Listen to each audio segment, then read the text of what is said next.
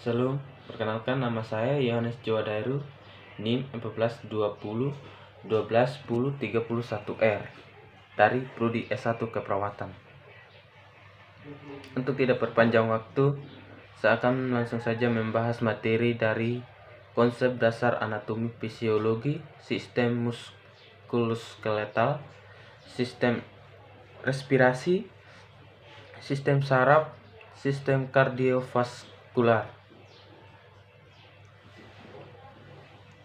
Pengertian anatomi fisiologi. Kata anatomi berasal dari bahasa Yunani yaitu Grek yang secara makna harfiah diartikan sebagai pembuka suatu potongan. Anatomi adalah suatu ilmu yang mempelajari bagian dalam atau internal dan luar atau eksternal dari struktur tubuh manusia dan hubungan fisiknya dengan bagian tubuh yang lainnya. Sebagai contoh adalah mempelajari organ uterus dan posisi dalam tubuhnya. Anatomi secara harfiah juga diterjemahkan pada bahasa Latin dari susunan kata. Ana adalah bagian pemisah dan tumi adalah irisan dan potongan. Sehingga anatomi dapat juga dimaknai sebagai ilmu yang mempelajari bentuk dan susunan tubuh baik secara keseluruhan maupun bagian-bagian serta hubungan alat tubuh yang satu dengan yang lain. Kata fisiologi juga berasal dari bahasa Yunani itu Grek, yaitu ilmu yang mempelajari bagaimana suatu organisme melakukan fungsi utamanya. Sebagai contoh yaitu seorang yang ingin mempelajari fisiologi tentang bagaimana uterus bisa membesar saat kehamilan atau mengapa dinding uterus berkontraksi pada saat persalinan.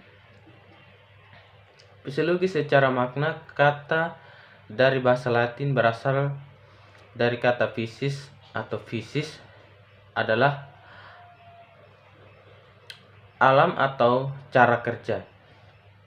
Sedangkan logos atau logi adalah ilmu pengetahuan. Maka fisiologi adalah ilmu yang mempelajari fal atau pekerjaan atau fungsi dari tiap-tiap jaringan tubuh atau bagian dari alat-alat tubuh dan fungsinya. Anatomi fisiologi adalah hal yang berkaitan erat satu dengan yang lainnya, baik secara teoritis maupun secara praktikal, sehingga muncul satu konsep yaitu semua fungsi yang spesifik dibentuk dari struktur yang spesifik. Itu klasifikasi anatomi fisiologi. Berdasarkan aspek yang dipelajari, anatomi terbagi atas dua bagian, yaitu yang pertama, anatomi mikroskopik dan anatomi makroskopik. Anatomi mikroskopik adalah mempelajari suatu struktur yang tidak bisa dilihat dengan mata telanjang. Bentuk pemeriksaan mikroskopik adalah pemeriksaan sistologi dan histologi. Sedangkan sitologi mempelajari suatu secara individu, sedangkan histologi mempelajari suatu jaringan. Anatomi makroskopik mempelajari suatu struktur yang besar yang bisa dilihat dengan mata telanjang, antara lain yaitu anatomi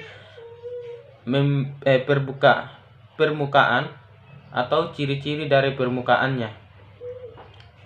Anatomi regional itu fungsi pada area tertentu. Anatomi sistemik itu mempelajari organ secara sistem pencernaan sistem reproduksi, sistem kardiovaskuler, dan lain-lain.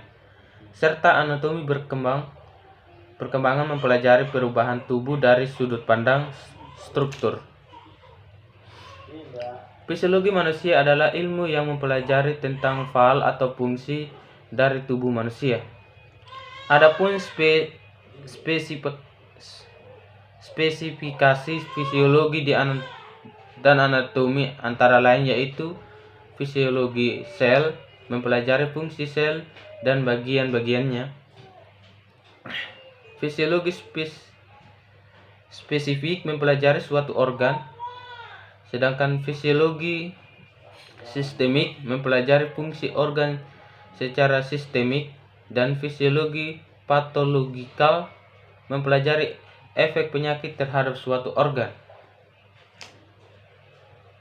Pada modul ini secara spesifik yaitu mempelajari konsep anatomi dan fisiologi mengikuti pendekatan sistem tubuh dengan harapan lebih memudahkan pada mahasiswa untuk mempelajari, mengidentifikasi, menunjukkan dan menerapkan anatomi dan fisiologi dalam konteks sistemik tubuh.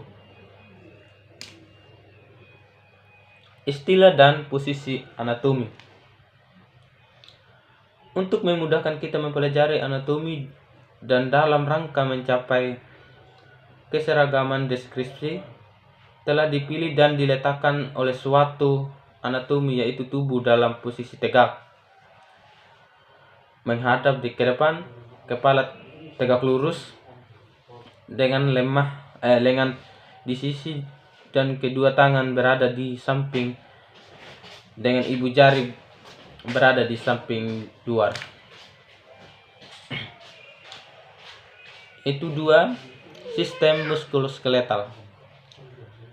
Sistem muskuloskeletal terdiri dari kata muskulus yang berarti otot dan kata skeletal itu yang berarti tulang. Muskulus atau muskular adalah jaringan otot-otot tubuh. Ilmu yang mempelajari tentang muskulo atau jaringan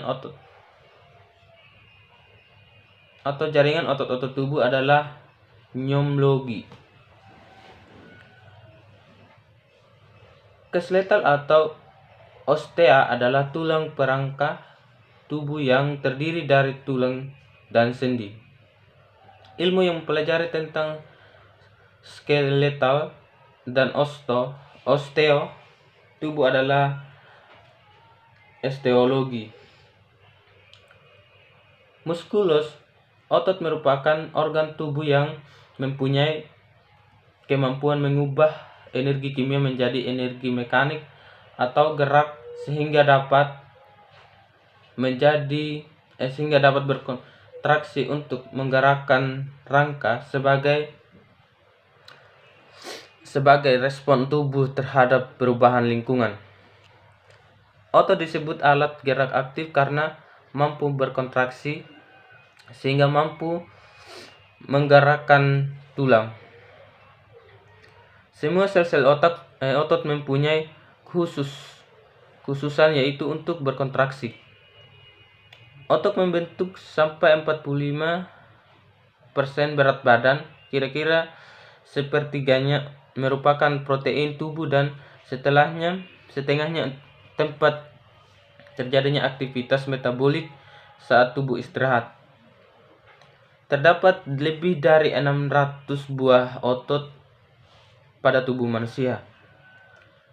Sebagian besar otot-otot tersebut diletakkan pada tulang-tulang kerangka tubuh dan sebagian kecil ada yang terletak di bawah permukaan kulit.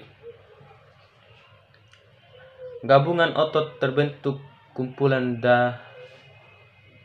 dan terdiri dari itu yang pertama, faskia adalah jaringan yang membungkus dan mengikat jaringan lunak.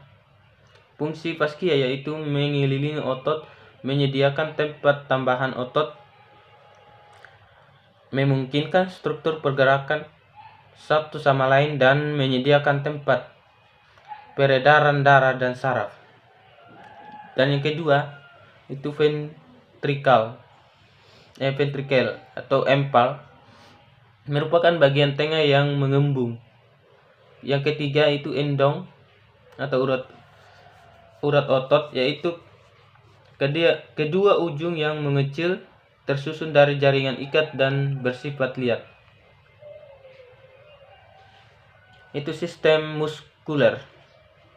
Yang pertama ada otot. Semua sel-sel otot mempunyai kekhususan, yaitu untuk berkontraksi. Terdapat lebih dari 600 buah otot pada tubuh manusia. Sebagian besar otot-otot tersebut diletakkan pada tulang-tulang kerangka tubuh oleh tendon, dan sebagian kecil ada yang terletak di bawah permukaan kulit. Sistem muskuler terdiri dari otot, tendon, dan ligamen. Itu fungsi sistem muskuler. Adapun fungsi sistem muskuler atau otot meliputi hal sebagai berikut. Itu yang pertama, gerakan. Otot menghasilkan gerakan pada tulang tempat otot. Kedua,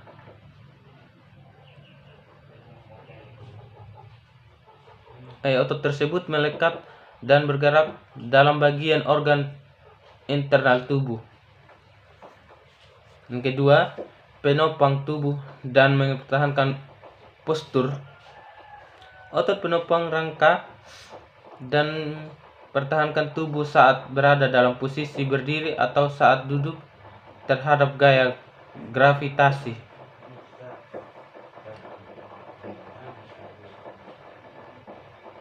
Produksi panas. Kontraksi otot-otot secara metabolisme menghasilkan panas untuk mempertahankan suhu tubuh normal. B. Ciri-ciri sistem muskuler. Sistem muskuler memiliki ciri-ciri sebagai berikut. Itu yang pertama, kontraktibilitas. Serabut otot berkontraksi dan menegang yang dapat atau tidak melibatkan pendekatan otot. Yang kedua, eksitabilitas. Itu serabut otot yang merespon dengan kuat jika distimulasi oleh impuls saraf. Itu yang ketiga, ekstensibilitas. Itu serabut otot yang memiliki kemampuan untuk menegang melebihi jangka otot saat rileks. Yang keempat, elastisitas. Itu serabut otot dapat kembali ke ukuran semula setelah berkontraksi atau meregang. Jenis-jenis otot. Itu yang pertama, otot rangka. Yang kedua, otot polos. Dan yang ketiga, otot jantung. Yang ketiga itu sistem respirasi. Respirasi atau pernapasan merupakan suatu mekanisme pertukaran gas oksigen O2 yang dibutuhkan oleh tubuh untuk metabolisme sel dengan karbon dioksida CO2 yang dihasilkan dari metabolisme. Sistem respirasi terdiri dari dua bagian, yaitu yang pertama, saluran napas bagian atas. Udara yang masuk pada bagian dihangatkan, disaring, dan dilembabkan. Dan yang kedua, itu saluran napas bagian bawah atau paru, merupakan tempat pertukaran gas. Pertukaran gas terjadi di paru.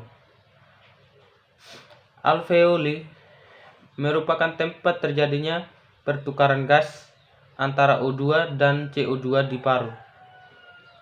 Pompa muskuloskeletal yang mengatur pertukaran gas dalam proses respirasi terdapat pada rongga pleura dan dinding dada.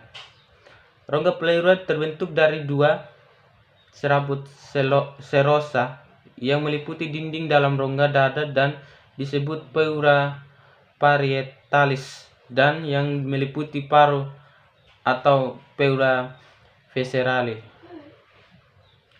Organ pernapasan. Organ pernapasan pertama yang kita pelajari adalah organ pernapasan atas. Itu organ pernapasan atas terdiri dari yang pertama hidung, yang kedua laring, faring, yang ketiga laring, yang keempat trakea, yang kelima bronkus, dan yang keenam paru-paru. Itu dua fisiologi sistem pernapasan. Manusia membutuhkan oksigen dalam hidupnya. Kalau tidak mendapatkan oksigen selama 4 menit saja, dapat mengakibatkan kerusakan pada otak yang tidak dapat diperbarui lagi dan bisa menimbulkan kematian. Kalau penyediaan oksigen berkurang, jika dapat menimbulkan anoksia cerebralis. Untuk memenuhi oksigen tersebut dalam tubuh manusia terjadi beberapa macam pernapasan, antara lain itu pernapasan paru dan pernapasan sel. 4. Sistem saraf. Sistem saraf merupakan salah satu sistem koordinasi yang bertugas menyampaikan rangsangan dari reseptor untuk dideteksi dan direspon oleh tubuh. Sistem saraf memungkinkan makhluk hidup tangkap dengan tepat terhadap perubahan-perubahan yang terjadi di lingkungan luar maupun dalam titik. Sistem saraf terdiri dari jutaan sel saraf atau neuron. Fungsi sel saraf adalah mengirimkan pesan impuls yang berupa rangsangan atau titik tanggapan. Ada 3 komponen yang harus dilakukan oleh sistem saraf untuk menanggapi rangsangan, yaitu yang pertama, reseptor. Reseptor adalah alat penerima rangsangan atau impuls. Pada tubuh kita yang bertindak sebagai reseptor adalah organ indera. Yang kedua itu penghantar impuls. Dilakukan oleh saraf itu sendiri. Titik saraf tersusun dari berkas serabut tersebut atau akson. Pada serabut penghubung terdapat sel-sel khusus yang memanjang dan meluas. Sel saraf tersebut yaitu neuron. Yang ketiga, efektor. Efektor adalah bagian yang menanggapi rangsangan yang telah diantarkan oleh hantaran impuls. Efektor yang paling penting pada manusia adalah otot dan kelenjar. Yang kedua itu sistem saraf pusat. Sistem saraf pusat atau SPP terdiri dari otak yang medula spinalis dan dilindungi tulang kranium dan vertebral. Bagian dari sistem saraf pusat itu yang pertama otak.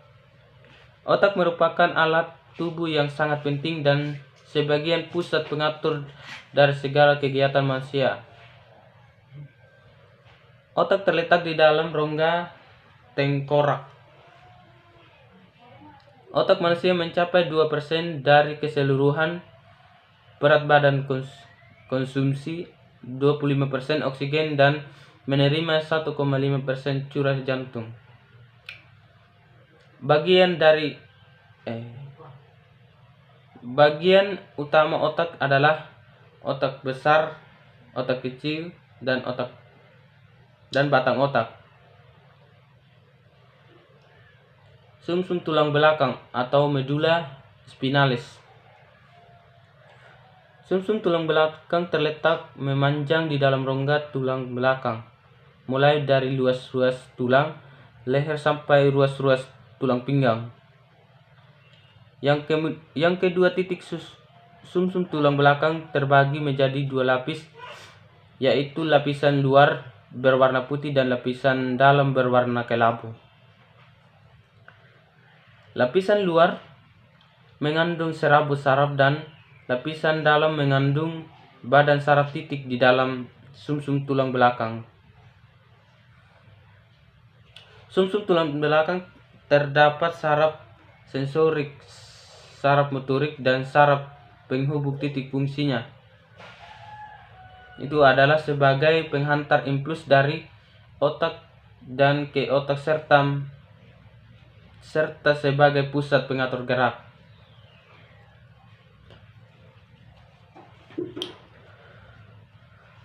Medula spinalis berbentuk silinder, berongga, dan agak pipih.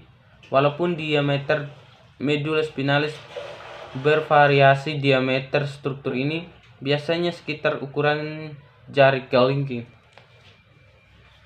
Panjang rata-rata 24 cm. Pembesaran lumbal dan servis menandai sisi keluar saraf spinal besar yang menyuplai lengan dan tungkai. 31 pasang saraf spinal keluar dari area urutan korda melalui foramen intervertebral.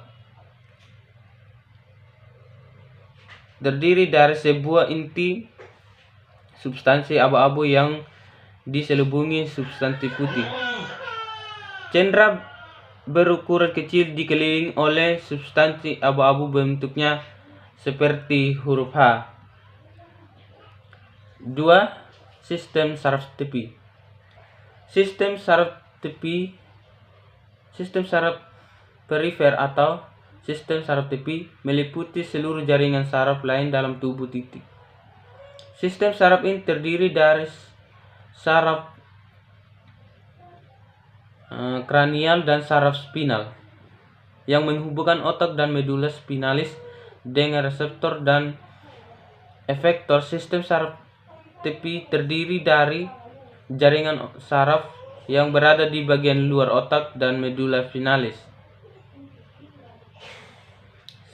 Sistem saraf dibagi menjadi 3 bagian, yaitu yang pertama saraf kranial, yang kedua saraf spinal, dan yang ketiga sistem saraf otonom. Kelima, sistem kardiovaskuler. Sistem kardiovaskuler merupakan suatu sistem organ yang memindahkan saat nutrien seperti asam amino dan elektrolit, hormon, sel, darah, dan lain-lain, dan menuju sel-sel tubuh manusia titik.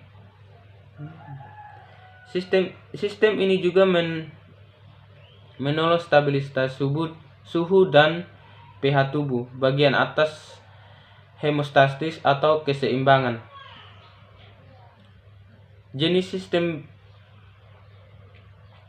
peredaran darah itu yang pertama sistem peredaran darah terbuka dan sistem peredaran tertutup. Sistem peredaran darah juga merupakan bagian dari kinerja jantung dan jaringan pembuluh darah atau sistem kardiovaskuler. Sistem ini menjamin kelangsungan hidup organisme, didukung oleh metabolisme setiap sel dalam tubuh dan mempertahankan sifat kimia dan fisiologis cairan tubuh. Fungsi utama jantung adalah memberikan sistem kardiovaskuler terdiri dari itu yang pertama jantung. Jantung adalah pompa berotot di dalam dada dan yang bekerja terus-menerus tanpa henti memompa darah ke seluruh tubuh. Jantung berkontraksi dan relaksasi sebanyak 100 kali dalam sehari, dan semua pekerjaan ini memerlukan suplai darah yang baik disediakan oleh pembuluh arterial koroner. Bagian kanan dan kiri jantung masing-masing memiliki ruang sebelah atas atau atrium yang mengumpulkan darah dan ruang sebelah bawah ventrikel yang mengeluarkan darah titik agar darah hanya mengalir dalam tubuh dalam satu arah. Maka vertikal memiliki satu katup pada jalan masuk dan satu katup pada jalan keluar. Fungsi utama jantung adalah memberikan dan mengalirkan suplai oksigen dan nutrisi ke seluruh jaringan dan organ tubuh yang diperlukan dalam proses metabolisme. Secara normal, setiap jaringan dan organ tubuh akan menerima aliran darah dalam jumlah yang cukup sehingga jaringan dan organ tubuh menerima nutrisi dan adekuat. Sistem kardiovaskuler yang berfungsi sebagai sistem regular melakukan mekanisme yang bervariasi dalam merespons seluruh aktivitas tubuh. Salah satu contoh adalah mekanisme meningkatkan suplai darah agar aktivitas jaringan dapat terpenuhi. Pada keadaan tertentu, darah akan lebih banyak dialirkan pada organ-organ vital seperti jantung dan otak untuk memelihara sistem sirkulasi organ tersebut. Oksigen telah diserap oleh jaringan pembuluh vena, membawa balik darah dan berwarna biru dan mengandung sedikit sekali oksigen ke jantung. Jantung juga memiliki struktur tertentu yang terdiri dari struktur jantung, katup jantung, dan dinding jantung. Yang kedua, darah. Darah adalah cairan jaringan tubuh yang berfungsi utamanya adalah mengangkut oksigen yang diperlukan oleh sel-sel di seluruh tubuh. Darah juga menyuplai jaringan tubuh dengan nutrisi pengangkut zat-zat sisa metabolisme dan mengandung berbagai bahan penyusun sistem imun yang bertujuan mempertahankan tubuh mempertahankan tubuh dari berbagai penyakit. Hormon-hormon sistem endokrin juga diedarkan sebagai darah.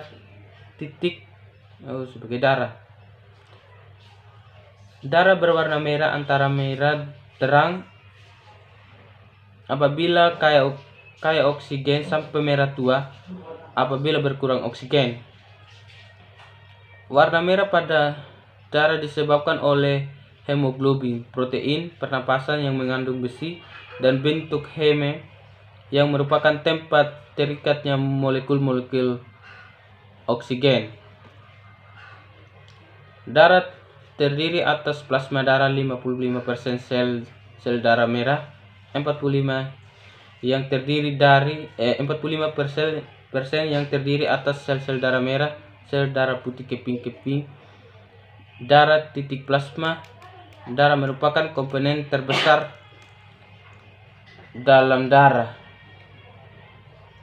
Plasma darah berfungsi untuk mengangkut sari makanan ke sel-sel, membawa sisa pembakaran dari sel-sel keluar dari tempat pembuangan.